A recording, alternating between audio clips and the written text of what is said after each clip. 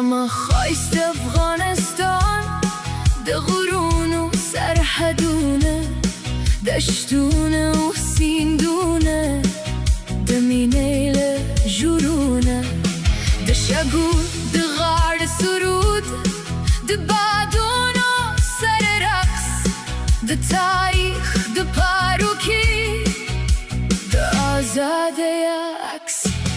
زما وطن زما که زما ده زرغاق دی، ده لمر پر راکه هر ورزنز نوی رنگ دی. زما خواست افغانستان تا سر مین لرم، ده سوله پر لاره هر قدم که خوشبوی لرم.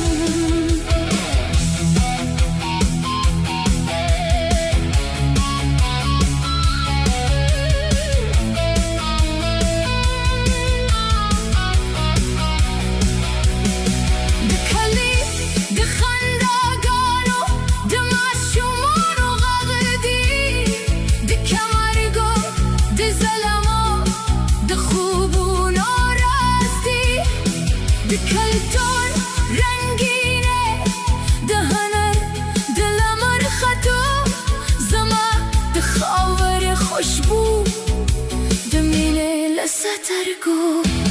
زما وطن زما که زما ده زرغاق دی، ده لمر پر راکه هر ورز از نوی رنگ دی. زما خواست افغانستان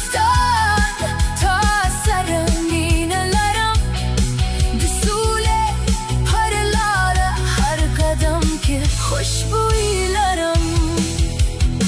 وطنت تزرون و شوق تدومیدون و لمر، دستور و پزلاکه دراتلون کی سفر، ده زخمون و خوگ ده دردون و زغمل. زما خواست افغانستان تنهریگی نزنگل